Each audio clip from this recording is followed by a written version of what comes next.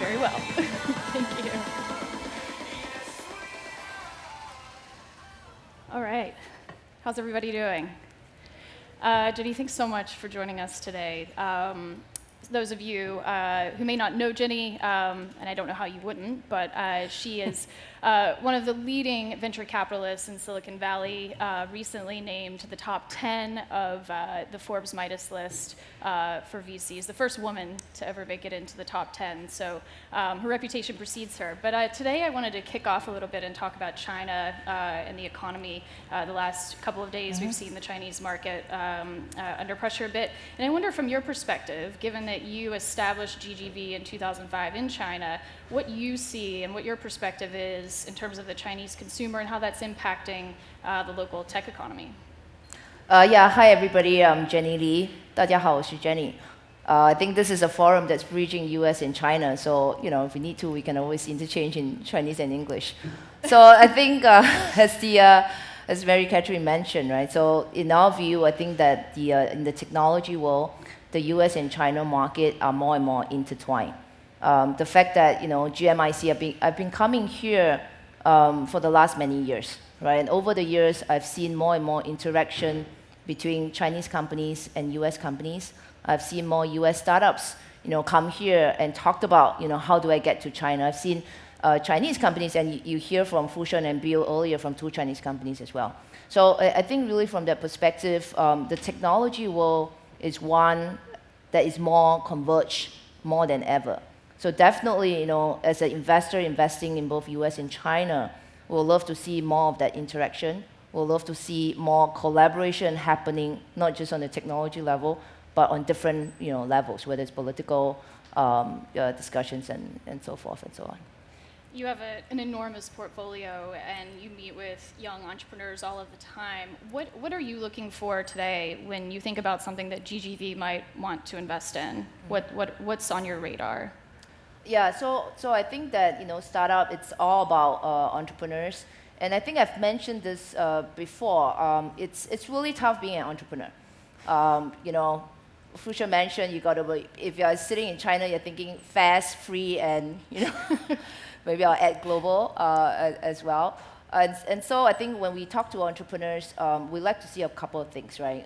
One, the sector. What kind of sectors are they playing in? What kind of markets are they trying to do?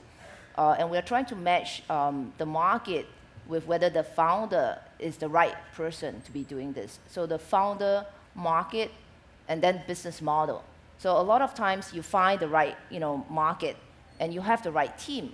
But do you have the right business model to go to market? I think that's key. So the founder, market, and business model mix, I think it's that fit. I think it's a very important one.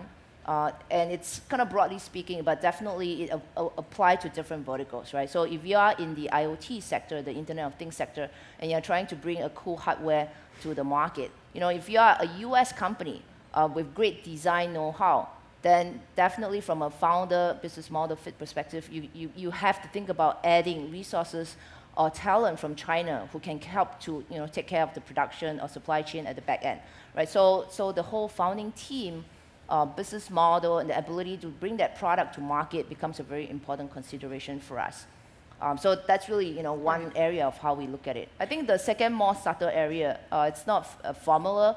It's really that chemistry, right? So again, we want to look for entrepreneurs who doesn't leave anything behind when they are starting up, right? These are guys who wants to change the world. These are guys who wants to make this world a better place. People who have passion that says, I have no plan B. I think that's very important. When you're going out and trying to do something that's very different, to keep saying, I could have done this, and that, it's very hard. So a lot of times, other than figuring out the founder, product model, business model fit, we also like to spend a lot of time with the entrepreneurs. I do spend time with the entrepreneurs, their family, if we can, just to understand, their motivation behind what they're trying to do. By and large, we have seen that management team or founder that really has that something beyond, the passion beyond just trying to make more money. We'll see them a lot further. We think that the market is going through ups and downs. I've seen 15 years of cycles in China. We've seen at least 3 cycles of downturn. And so every downturn, you are going to get that 1, 2, 3, 4 entrepreneurs who's going to make a difference. But the ability to ride out, that turbulence is very important. And so that passion, right, that vision that you want to have has to see you through those 3 cycles as well. So a little bit of hard stuff, and then probably a lot more, the soft stuff. And thinking about specific sectors and areas, we're obviously at a mobile conference right now, but you recently penned an article about the Internet of Things and the fact that we may, in fact, see IoT replace mobile in 10, 15 years. Could you explain a little bit about your perspective on IoT and where that market's headed?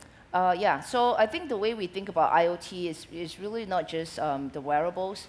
So IoT, the reason why today I think mobile internet is a good driver is because, and I like to say this, right? So today I only have one phone with me. Someone has my back downstage. I carry 2 to 3 phones in general. Usually Jenny has, half a dozen wearables, and so she's I've been told no brands on stage. So I'm not supposed to add branded stuff for me, whether it's a portfolio or not. But yeah, so actually the rise of the mobile phone, while subtle, it's actually a very key factor to IoT, right? So what that means is that you now have computing power with you all the time. If you have, and if you hold a Xiaomi phone, right? We all know a Xiaomi phone is computing at Qualcomm, top speed processor, many times exceeding the processing power of a laptop. And so what that does is that it is allowing not just the mobile phone that's with the consumer all the time, with cloud computing at the back end as well. The average consumer can now get access to very structured data or personalized data delivered to you with the phone. The sensor, in many cases, the first generation sensors as we see it, the wearables, in my mind, is 1.0. It's a good way to educate the consumer to say, hey, now you can kind of track the sensors. And with that data that's being tracked, you can now view it on the mobile phone first. Ultimately, if it's computed well, then you get a personalized services. But over time, our view is that this is going to evolve as technology gets better, right? So why do you need to wear a wearable? Right? Why do you need to wear a wearable that you have to charge? And then you forget, and you're like, you have to, risk, right? I ran out of place to wear my different wearable as well. So I think the next stage, as I see, is that the wearable itself, or the sensor, as we call it, whether that sensor is capturing personal data around the person for digital health, for activity, for lifestyle, whether the sensor is in the form of a smart chip with smart home, whether it's a sensor that's on your drones, whether it's a sensor that's in your electric cars. We're talking about sensors. The sensors are getting smaller and smaller. It could be a membrane that you apply, it could be a chip. I'm always the first to say, I'll raise my hand and say, if the startups, any startups out in the floor has a sensor solution that's in the form of a chip, I'm willing to be chip. So privacy consideration aside, right? So the ultimate is that this data can be kind of collected without you knowing, right? To a certain extent, seamlessly. And then, the value that the consumer see ultimately is in the form of services that I want, in the form of, alerts that I need, in the form of a car appearing, on my doorstep, looking through my schedule that I need to be at point A and B and C, right? So I think that's the ultimate of where we see the evolution. I think the wearable is kind of the first 1.0, but that has to change as well. I think as consumer get, more used to that experience is going to evolve into a more seamless experience. And are there any specific companies that you have on your radar in China that are really paving the way? Yeah, so I think for us it's a huge sector, and as a VC as well, we look at 2 different types of market, right? So we look at the next 3 years, who are going to be the next generation leaders, who are going to be the Gen 3.0 mobile internet giants. And in our view, I think the next 3 years, the giants are going to come from a little bit more of mobile disruption of existing verticals. So this could be the Uber of the world in the US, Didi Taxi in China. So it could actually cut travel space, transportation space, real estate space, education, or finance, and then commerce. So next 3 years, that's where we see more activity coming on, which are evolutionary business model trying to make our life a better place. Where we see the next 3 to 5 years or even 3 to 10 years out, that's where we see IoT starting to take shape. But I think there's still a bit more time needed to get consumers, into the mass market mode, also for products to get to a level where it's seamless. So along that front as well, we will track and invest in companies who has complete products. But so this is one area, and I mentioned, so whether it's in sports, whether it's in drones, whether it's in electric cars, smart home, those are all areas that we have deployed and make investments in.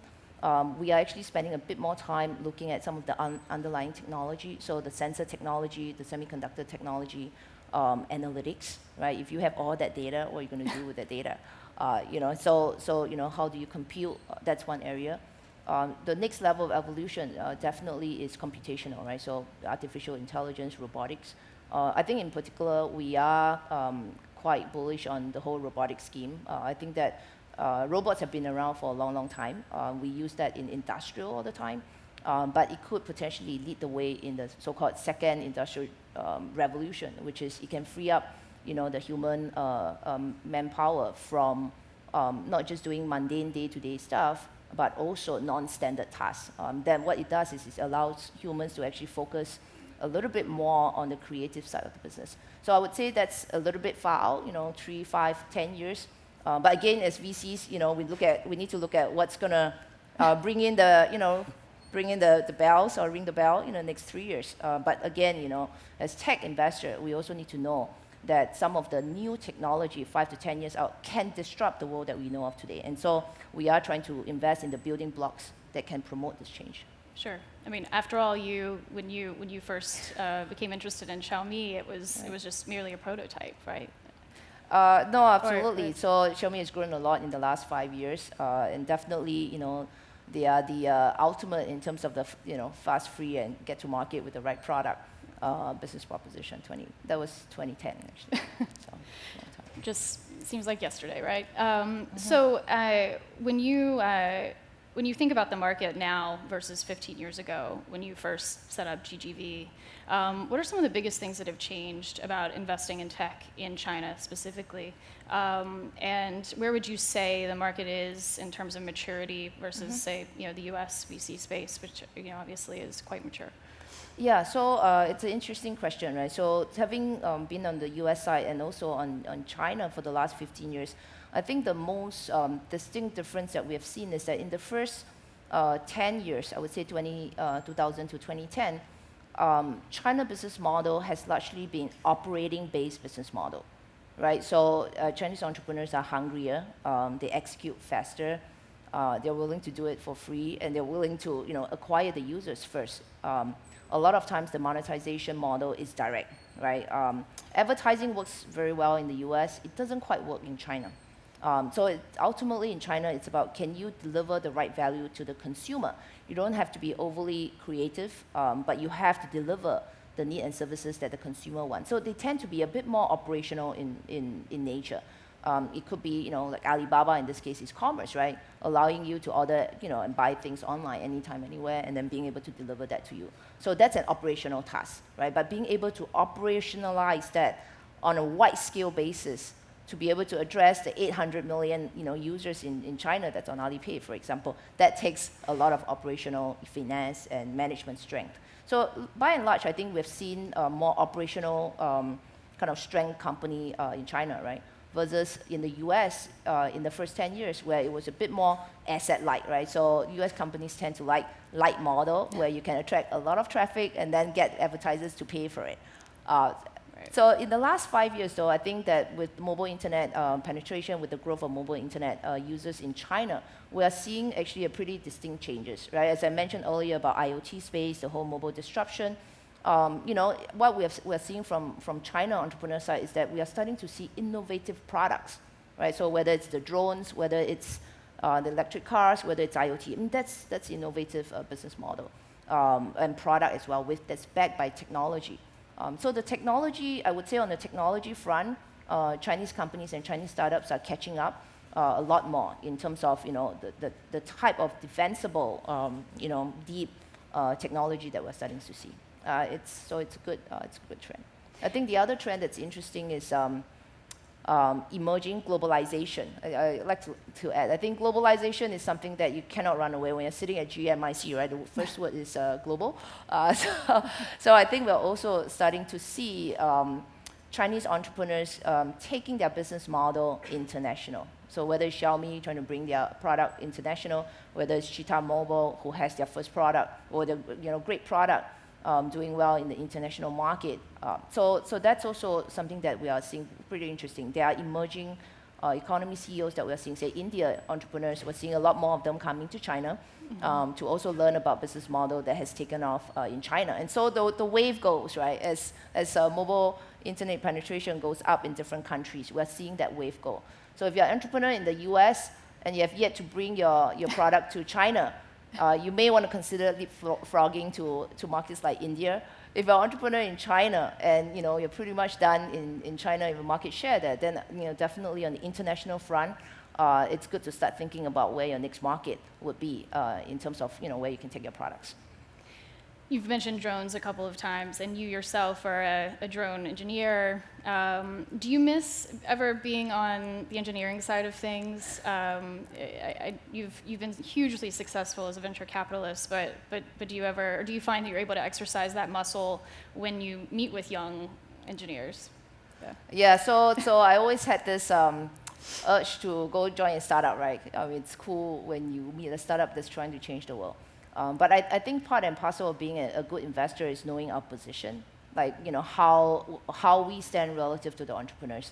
We are first and foremost not the driver of the company. We could be a board member, we could be a shareholder, we could be a very good friend and partner to the CEO as he grows the business. But in many cases, we are not the guy, we're not the cook. So we could be in the dining hall, helping out to a certain extent. To talk about how you should brand your restaurant, how you should think about your menu, things like that. But I think that we have to understand very well that I can never be the best cook there is.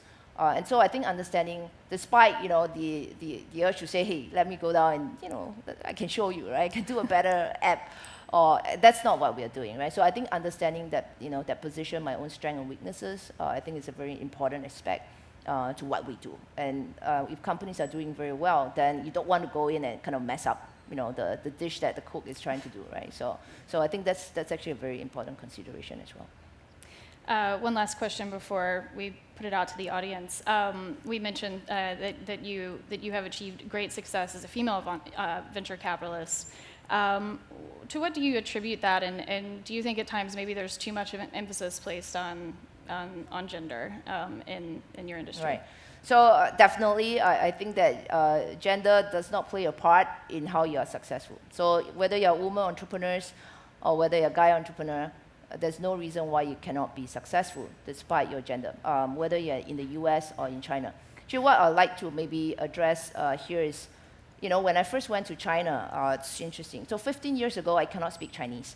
My Chinese sucks, right? So I had to learn Chinese, and my English is so-so as well. So language was never my strength. Technology is. And I'm not born in China. I was born in Singapore, raised in Singapore, went to school in the US. And so 10 years ago, when I went to China, I went alone with a suitcase of cash, RMB, to do a startup. Okay, so I'm not native. So I win not because I'm native, not because I have a whole bunch of friends and network that I can call and cry and say, help me build this startup. So what I like to emphasize is that actually the job that I'm doing is exactly the same as what entrepreneurs, what you guys CEOs are doing. Is that you are trying to bring a product that nobody has seen, or very few people have seen or experienced. And what that takes is, I coin it, for lack of a better word, the immigrant mentality, right? America is built on the base of immigrants coming here and saying, hey, we don't know what we can see out there, but let's try. So I think that's the same spirit that I had with me, right? So when I went to China, I was not concerned whether being a female is going to hinder me. I think it was more, I'm a VC here, and this is not a place that I grew up in, right? With not the language that I'm familiar with. And so the immigrant philosophy or mentality is something that I think a lot of the CEOs here have. If you don't, you should get it. You should feel always that you are going to be alone in what you're trying to do. And so what that does is it will allow you to build strength. When times are tough, you tell yourself you can make it, right? You figure out solutions. And I said this to another friend earlier, and I said life is about choices. You can choose to be happy doing what you're doing, or you can choose to be very sad. When you have two choices in life, you should always choose the happy choice. So I think that's what I like to share. I think that it's an immigrant mentality. Everybody thinks we will fail. You know, overseas VCs coming to China, how can they be successful? I mean, this one is a woman, you know. So being able to surpass all that and said, you know, ultimately, what does it take to be successful in the industry? In the VC industry, it's about finding good entrepreneurs, getting the entrepreneurs to work with you, and then helping them be very successful. Because when you help them be successful, you will be successful. If you are a CEO, it's getting the best product, services out in the market, having the largest audience, whether it's a business customer or it's a consumer audience, and then allowing the world to know that you are trying to bring them value-added services. So ultimately, you know, focusing on what's important in the industry. For Mary Catherine, you'll be the best, you know, bureau chief that you can be, right, in your industry. Yes. So I think that's ultimately what it is that kind of get us going in our respective sector. Thanks so much, Jenny. And if there are any questions in the audience for Jenny today. Sure.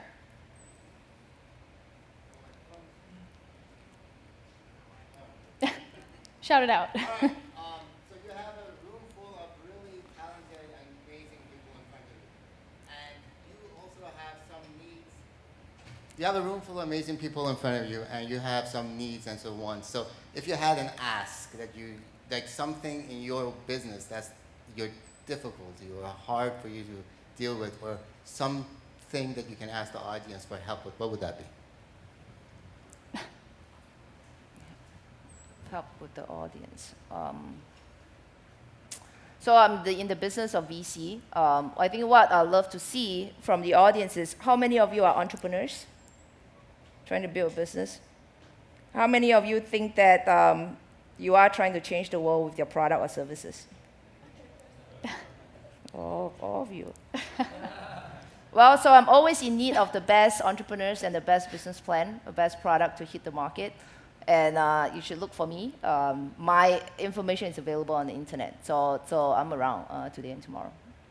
So if you think you can be the next generation leaders, if you're interested in bringing your product, you know, on the international front, whether it's to the US or to China, I'd love to talk to you guys.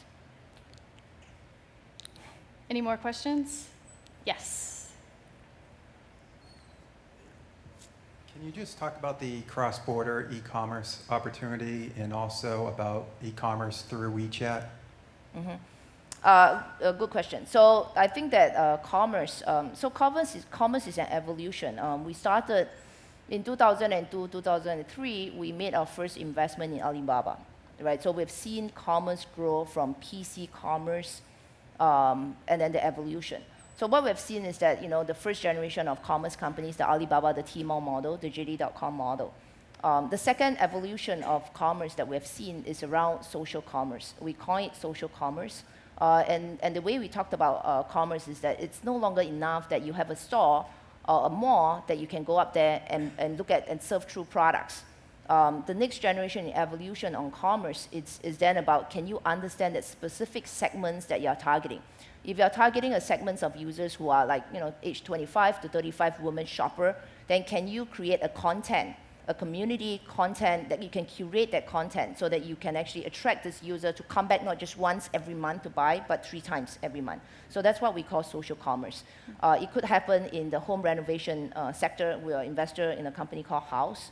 We're also an investor in sectors that target the food economy, right? So really going vertical, curating that content community is where we see the second generation of commerce. The third generation of commerce, as we see, is, we talk about this all the time, global, right? So global commerce is one where do not think that sourcing is only possible on a local basis. You know, can you source internationally, right? Can you now marry the 2.0, the social commerce, targeting, say, US audience with better products from China? And can you now, disrupt the intermediary distributors, wholesaler, and retailer to a level where you can bring the same product at 1/3 the price within 5 days to consumer in China, in the US audience, right? So I think that's where we see cross-border commerce getting very interesting as well. So vertical space, but highly curated, and then leveraging the power of the internet. Now, obviously, if you're delivering or trying to attack commerce, say in Indonesia, you have to localize that a little bit, right? You may think about, local lockers, where consumers, because the consumers may be in far out villages and it's hard for logistics to get to them. So maybe you can bring them into a central kind of a postal box realization. So there are some of this local element that needs to be addressed when you think about commerce. It's a little bit more in terms of evolution. The second question around WeChat. I think WeChat is an excellent platform if you are, think of WeChat like Kickstarter for services. WeChat has a huge platform of consumer, one of the most high frequency internet consumer in China. So if they are, it could serve as a very good way for you to have beta tests, in terms of what kind of services can work for this user. It's also a huge traffic source as well. And so if you can do this well, work with WeChat as kind of the traffic gate, and then make sure that you can retain that user with good customer service on that front. Over time, it may make sense to have a standalone app, but until you can do what I mentioned in the first question, which is curate and have and own your own user. WeChat may be a better form of lower customer acquisition costs. I think there's a question in the middle there. Hi. This room is very foggy. It looks I know, like it's I feel like I'm at a rock concert and you guys are just all invisible. But I have a mic, there's sir. Someone believes, or it is said that in Silicon Valley, it is an open society, but in finance area, especially among venture capitalists, it is closed area and some white female dominated, like a paper mafia. So do you think this venture capitalist system is dominated by such a kind of non-Asian female people, or is it open? Non-Asian. Open them Same before. question you asked, right? Yeah, you're dominated by non-male, non-female. Non-Asian. It's a double negative. So if anything, if you speak to VC, try and be a bit more direct, because we don't process very fast, especially if you have not language efficient. No, I think that it doesn't matter what kind of environment you're playing in, right? If you have the coolest product, then do your homework, find an investor who can understand your product. If you're an entrepreneur, right, trying to get funding, to understand your product to help you to grow. I think if you have VC trying to make it, then find a firm that can recognize the value that can bring, right? And first and foremost, never ever blame your environment. Always starts from yourself. And so if you can make yourself strong and you have advantage or strength that people can leverage on, then that's where you start. Little steps, one by one. Right? Okay, and I think I'm being told to wrap it up. Yes. Okay, we will. Yeah, go for it. Go for it. So, Jenny, I'm a big fan of yours. So, looking back the last 15 years, and you're obviously extremely successful, are there things that you wish you've done differently at times? And my second question would be, as a lot of us entrepreneurs, how do we select the best VC, right, to really help us to grow? I think that would be coming from as a VC, how do you stand good VC with great VC? Yeah, so is there anything that I would have done differently? I wish I'm younger by another 10 years, because the internet is getting younger, if we talk about. So I'd love to have more years where I can spend more time with entrepreneurs, just to participate in all the cool stuff that's happening. So how do you choose the right VC?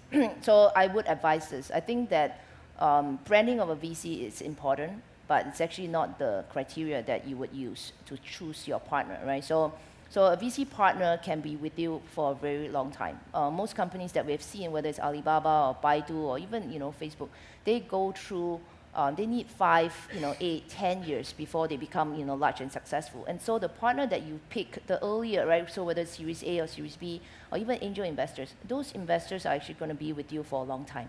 So you're not just picking the firm, you are picking a specific partner who can understand you, be with you. and help you through your ups and downs, right? Partner that you can respect and said, even if he's telling things I don't like to hear, okay, it's actually for my good, because if you do well, they are going to do well. So I think, so finding the right VC who understand your sector, what you're trying to do, who understand you to a certain extent, I think that you are looking for a long-term partner, not just a equity partner. So less brand, but more value in that sense. Thanks, everyone, for all of your questions. And I'm sure you can find Jenny online, on Twitter, etc. Thanks so much. I'm on WeChat. Oh, yes. I'm not on Twitter. WeChat, yes, WeChat.